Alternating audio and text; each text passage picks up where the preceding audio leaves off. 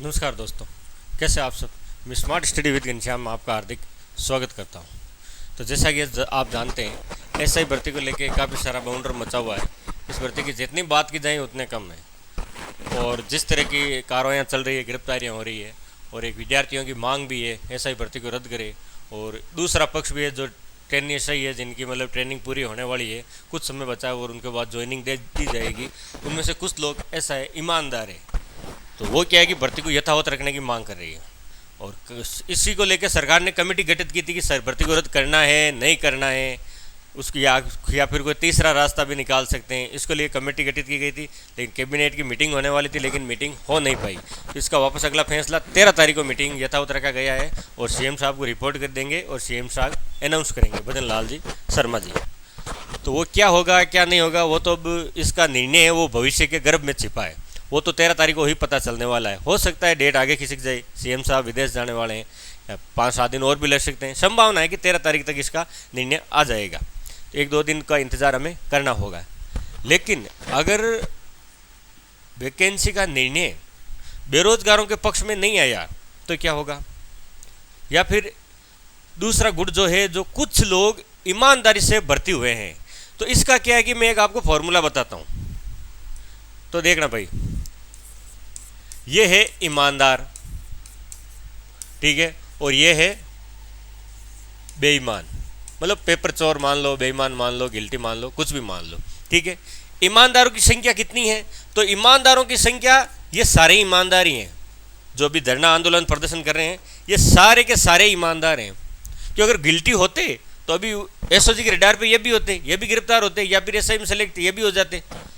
क्योंकि paper leak हो गया तो ईमानदारों का क्या मतलब हुआ? फिर पेपर लीक हो गया, डमी बैठ गए, चाहे कुछ भी हुआ हो, फर्जीवाड़ा हुआ हो, तो ईमानदारी का तो कोई इश्यू होता ही नहीं कि ईमानदार लोग कितने। लेकिन जो 859 है, जिन्होंने सरकार ने 859 की वैकेंसी की, 859 को ज्वाइनिंग दे दी, वो सारे के सारे बेईमान की श्रेणी में ही आएंगे।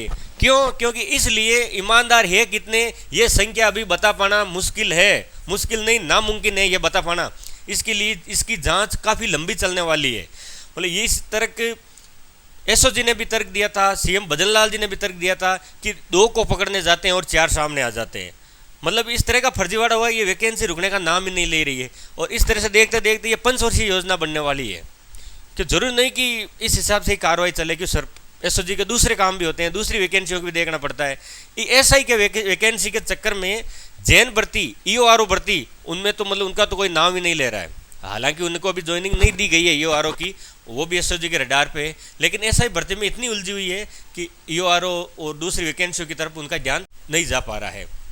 तो अब दैतिक धर्म यह कहता है कि भाई एक ही व्यक्ति के साथ अन्याय नहीं होना चाहिए, चाहे लाख लोगों का नुकसान हो जाओ, लेकिन एक सही व्यक्ति है उसके साथ अन्याय नहीं होना चाहिए। तो लेकिन यहाँ तो फिर 859 में हम तो पूरे 859 ही अगर इनको मान लेते हैं तो हम भी तो सारे के सारे ईमानदार हैं। अगर ये ईमानदार है तो ईमानदार तो हम भी हैं, हमें से तो कोई गिरफ्तार नहीं हो रहा है। लेकिन जो 859 है, वो संख्या धीरे धीरे माइनस होती जा रही है, और घटते घटते 100 तो इनमें कम हो गए, और अभी भी जांच जारी है। अभी कल परसों 5 और ट्रेनिंग एसआई को पकड़ लिया गया था, और उन 5 के थ्रू 25 और पकड़े जाएंगे। मतलब ये कहने का मतलब, ये कड़ी से कड़ी जुड़ती जा रही है, और ये वैकेंसी का अथा कोई सीमा नहीं है। ये कहाँ पे जाके रुकेगी गिरफ्तारियाँ, इसका कोई अंदाजा नहीं है। ना एसओजी के पास जानकारी है कि कितनी और गिरफ्तारी होगी। इसी बात से उनका विश्लेषण किया था, और इसी विश्लेषण के आधार पर सरकार को यह प्रस्ताव भेजा था कि एसआई वैकेंसी को रद्द कर दो।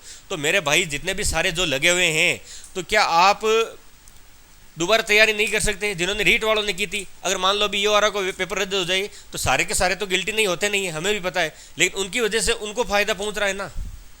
हमारा क्या है फिर? जो ये ईमानदार है उनका क्या होगा फिर? हम ये सारे जो आंदोलन कर रहे हैं, ये सारे के सारे ईमानदारी तो है, इन्होंने तो कोई गड़बड़ की नहीं। तो इसका दूसरा रास्ता यही है कि वो तैयारी कर लेंगे।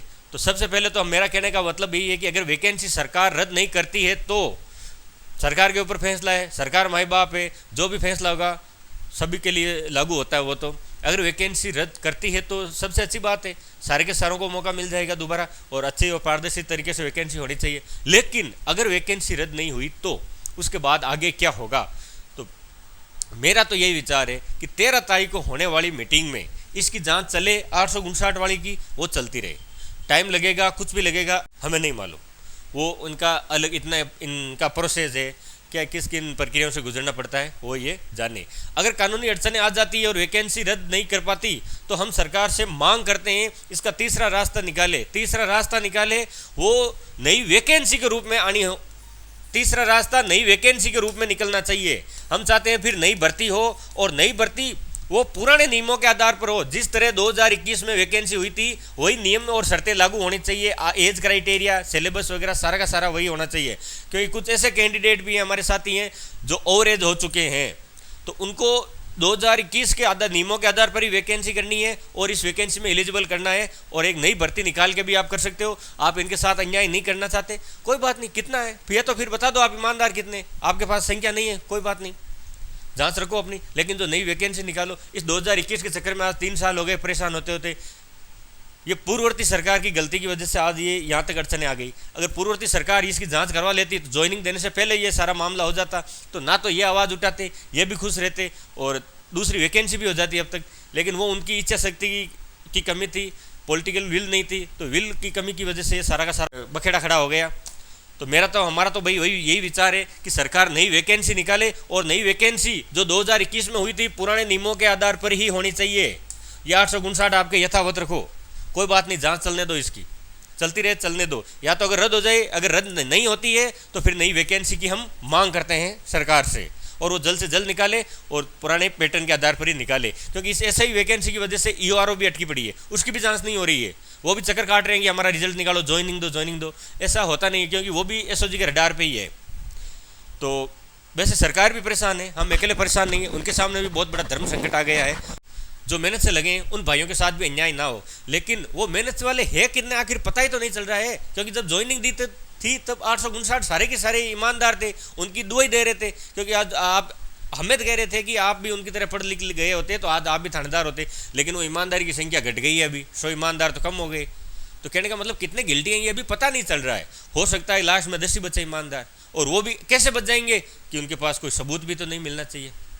कोई गिल्टी है इसका सबूत भी तो होना चाहिए। मैंने किसी को मर्डर करते देख लिया, मुझे पता है वो किलर है, लेकिन उसने किलर किया, मर्डर किया, उसका मेरे पास कोई सबूत तो होना चाहिए कोर्ट में पेश करने के लिए, तभी तो जाके वो आरोपी साबित होगा। वैसे ही इनकी जांच प्रक्रिया है, कुछ लोगों के खिलाफ सबूत मिलते हैं, कुछ के खिलाफ नहीं मिलते। खैर हमारी तो यही मांग थी। इससे आप भी अपने कमेंट सेक्शन में अपने राय ज़रूर बताना। और एक और हम वापस सरकार के सामने जयपुर में एक और आंदोलन कर देंगे नई भर्ती के लिए, और नई भर्ती पुराने नियमों के आधार पर ये जांच चलती रहे। तो 13 तारीख तक का इंतजार कर लेते हैं, और भी कोई नई जानकारी अपडेट होगी तो आपके सामने तुरंत लेके हाजिर हो जाएंगे। तो आज की जानकारी यही समाप्त करते हैं। जय हिंद, जय भारत, जय जय राजस्थान, नमस्कार।